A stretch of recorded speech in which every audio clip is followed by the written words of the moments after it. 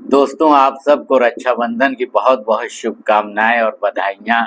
दोस्तों, अगर आप किसी बस स्टेशन या रेलवे स्टेशन की टिकट खिड़की पे जाके टिकट मांगते हैं और स्टेशन का नाम नहीं बताते हैं तो इस टिकट क्लर्क क्या करेगा? आपको किसी भी जगह का टिकट नहीं देगा। क्या आप एक ऐसी ट्रेन में चढ़ना पसंद करेंगे जिसकी मंजिल के बारे में आपको पता ना हो? फिर दोस्तों, हैरत होती है कि लोग जिंदगी के सफर में ऐसी ट्रेन पर क्यों चढ़ जाते हैं जिसमें उनको कोई लक्ष्य का पता ही नहीं होता है। दोस्तों, जो लोग लक्ष्य नहीं बनाते हैं वो लक्ष्य बनाने वालों के लिए काम करते हैं। दोस्तों, सफलता की सीढ़ी पर सरपट दौड़ने से पहले ये पक्का कर लें कि वो सही इमारत से टिकी हुई है। दोस्तों, आज मैं आपको लक्ष्य की 3 खूबियों के बारे में बताऊंगा कि लक्ष्य गोल जो है उसकी सेटिंग कैसे की जाए और वो 3 खूबियां क्या हैं जो बेस्ट गोल में पाई जाती हैं। दोस्तों, एक बेस्ट गोल की पहली खूबी है स्पष्टता, क्लैरिटी। दोस्तों, अगर आप अपने जीवन में मनचाही प्रगति नहीं कर पा रहे हैं, जिसको करने में आप सक्षम हैं, तो समस्या एक ही है कि आपका लक्ष्य स्पष्ट नहीं है। दोस्तों, एक बार बराक ओबामा जब स्कूलिंग कर रहे थे तो उन्हें एक स्कूल असाइनमेंट मिला कि आप अपनी जिंदगी में क्या बनना चाहते हैं। तो बराक ओबामा ने उत्तर दिया कि मैं अमेरिका का राष्ट्रपति बनना चाहता हूं। दोस्तों, एकदम क्लैरिटी थी इस लक्ष्य में और उन्होंने अमेरिका का राष्ट्रपति बन के दिखा दिया, अपने लक्ष्य को साकार कर लिया। एक बेस्ट गोल की दूसरी क्वालिटी है दोस्तों एक लक्ष्यवाद। आपका एक ही लक्ष्य होना चाहिए। ये कुछ हनीमून के जैसा है जिसमें आप बहुत सारी गतिविधियां करते रहते हैं लेकिन आपका ध्यान सिर्फ एक बात पे टिका रहता है। एक पुरानी सूक्ति है दोस्तों कि एक साधे सब सधे, सब साधे सब जाए। इसी तरीके से मैं आपको एक भारतीय उदाहरण देता हूं कि एक जैन लेखक थे टोडरमल। वो अपना मोक्ष मार्ग नाम का ग्रंथ लिख रहे थे और एक दिन जब वो रात में भोजन करने बैठे तो उन्होंने माँ से कहा कि माँ, आज सब्जी में नमक नहीं है। तो उनकी माँ हंसकर बोली, मैं तो पिछले 6 महीने से सब्जी में नमक नहीं डाल रही हूँ। लगता है कि तुम्हारा ग्रंथ पूरा हो गया है, तभी तुम्हें इसकी याद आ गई है। तो दोस्तों, ये होता है एक लक्ष्यवाद। जब आप एक लक्ष्य बनाते हैं तो उसमें पूरी तरीके से एकाग्र हो जाते हैं, पूरी तरीके से कंसंट्रेट हो जाते हैं और आप पूरा फोकस उसमें डाल देते हैं। दोस्तों, एक बेस्ट गोल की तीसरी क्वालिटी है कि आपका लक्ष्य लिखित होना चाहिए, क्योंकि लिखना एक न्यूरो साइको मोटर गतिविधि है जिससे जो कुछ भी आप लिखते हैं वो आपके अवचेतन मन में छप जाता है और आपका अवचेतन मन बहुत पावरफुल होता है। वो आपको आप जो कुछ भी अवचेतन मन पे छपा होता है उसके लिए कार्य करने के लिए प्रेरित करता है, मोटिवेट करता है। दोस्तों, यूएसए टुडे की एक रिपोर्ट के अनुसार 3% लोग ही लिखित लक्ष्य बनाते हैं और बाकी लोग उनके लिए काम करते हैं। दोस्तों, इस रिपोर्ट में ये भी कहा गया कि जब आप किसी खास अवसर पर, जैसे न्यू ईयर के अवसर पर या आज रक्षाबंधन का अवसर है, जब आप कोई लक्ष्य बनाते हैं उसको लिखते नहीं हैं तो उन ना लिखने वालों में केवल 4% लोगों ने लक्ष्य को हासिल किया और किसी खास अवसर पर लक्ष्य बनाकर उसको लिखने वालों में 44% लोगों ने लक्ष्य हासिल किया। यानी अगर लक्ष्य लिखा हुआ होता है तो 10%, 10 गुना ज्यादा लोग उसको प्राप्त कर पाते हैं। दोस्तों, हार्वर्ड बिजनेस स्कूल में एमबीए के ग्रेजुएट्स पर हुए एक शोध से पता चला कि उनमें 3% ग्रेजुएट्स के पास लिखित लक्ष्य थे। 13% ग्रेजुएट्स के पास लक्ष्य तो थे लेकिन वो लिखित नहीं थे और बाकी 84% के पास तो लक्ष्य ही नहीं थे। तो बाद में ये पाया गया कि वो जो 3% लिखित लक्ष्य रखते थे वो बाकी 97% से 20 गुना ज्यादा कमाते थे। तो दोस्तों, लिखित लक्ष्य ना केवल आपको सफलता दिलाता है बल्कि ऐसी सफलता दिलाता है जो कि आपकी इनकम को 20 गुना तक बढ़ा सकती है। तो इसलिए आपको लिखित लक्ष्य रखना चाहिए।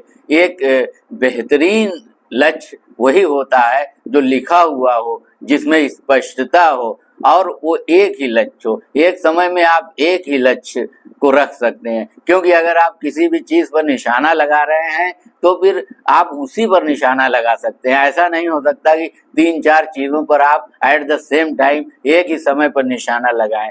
इसलिए दोस्तों एक लक्ष्य होना चाहिए, स्पष्ट होना चाहिए और लिखित रूप में होना चाहिए, क्योंकि जब हम उसे लिखित कर देते हैं, जब हम किसी चीज को लिख देते हैं तो लिखना जो है वो एक साइकोमोटर गतिविधि है जो कि हमारे अवचेतन मन के अंदर पूरी तरीके से छाप छोड़ देती है। और फिर चूंकि हमारा अवचेतन मन बहुत शक्तिशाली होता है और वो हर चीज को सरलता से ग्रहण कर लेता है, कोई विरोध नहीं करता है, जबकि चेतन मन में तो बहुत सारे विरोध होते हैं।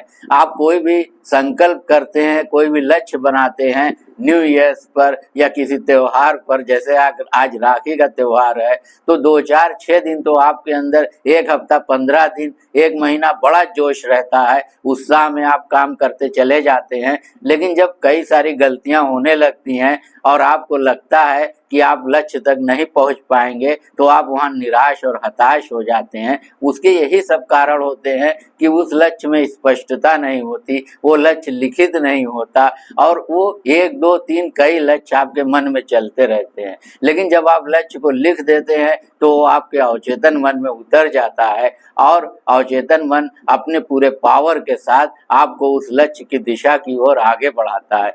दोस्तों, लक्ष्य निर्धारित करने में, गोल सेटिंग करने में और गोल को प्राप्त करने में एक टिपिंग पॉइंट होता है। टिपिंग पॉइंट का मतलब ये है कि जब आप कोई गोल सेट करते हैं और उस गोल को 51% यानी 51% तक पा लेते हैं, तब तक आपको बहुत ज्यादा विल पावर, आत्मविश्वास, बहुत ज्यादा मेहनत की जरूरत होती है। लेकिन जैसे ही आप टिपिंग पॉइंट पर पहुंचते हैं, 51% पर पहुंचते हैं, वैसे ही आपका जो गोल है, आपका जो लक्ष्य है, उसमें एक गुरुत्वाकर्षण शक्ति आ जाती है, एक मैग्नेटिक पावर आ जाता है, जैसे वो आपको अपनी ओर खुद ब खुद खींचने लगता है। तब आप काफी सरलता के साथ बाकी का 49%, बाकी का 49% लक्ष्य प्राप्त कर लेते हैं।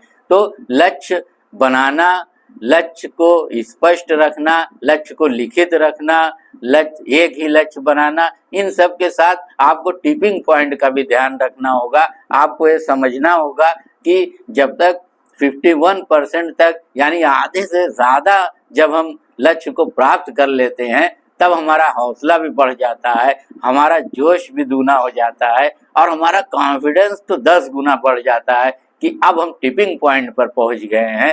ये टिपिंग पॉइंट दोस्तों बहुत ही साइकोलॉजिकल है, ये आपकी पूरी मना स्थिति को बदल देता है। अगर आपको 5 मील पैदल चलना है और अगर आप 2.5 मील से थोड़ा ज्यादा पैदल चल लिए हैं, तो अब वो बाकी का जो 2.5 मील बचा है वो आपको अपनी ओर खींचेगा। उसके लिए आपको ज्यादा मेहनत नहीं करनी होगी। अब आपका कॉन्फिडेंस बहुत बढ़ चुका है क्योंकि आधा रास्ता पार हो चुका है, आधे से ज्यादा रास्ता पार हो चुका है। इसी को टिपिंग पॉइंट कहते हैं। तो लक्ष्य बनाने और लक्ष्य में क्या खूबियां हैं, इसको जानने के साथ साथ ये भी एक मनोवैज्ञानिक तथ्य जानना चाहिए कि टिपिंग पॉइंट पर हम पहुंच जाएं, यानी 51% पर, आधे से ज्यादा भी जब हम पहुंच जाते हैं तो समझ लीजिए कि हम 90% अपने लक्ष्य पर पहुंच गए हैं। क्योंकि अब आपको मेहनत की जरूरत सिर्फ 10% रह गई है। अब आपका कॉन्फिडेंस बहुत बढ़ गया है, अब लक्ष्य आपको अपनी ओर खींच रहा है और बहुत आसानी से आप अपने लक्ष्य तक पहुंच जाएंगे।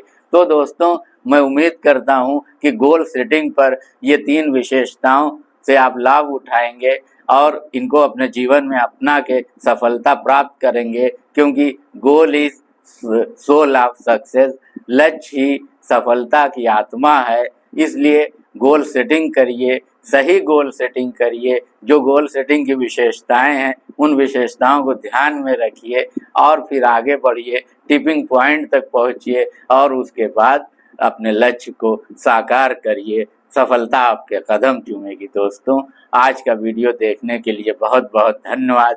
एक बार फिर रक्षाबंधन की आप सबको बहुत बहुत शुभकामनाएं। दोस्तों, आज का वीडियो आपको कैसा लगा कमेंट सेक्शन में ज़रूर बताइए और अगर चैनल पर नए हैं तो सब्सक्राइब ज़रूर कर दीजिए, लाइक करिए, वीडियो को ज़्यादा से ज़्यादा शेयर करिए। दोस्तों, नमस्कार।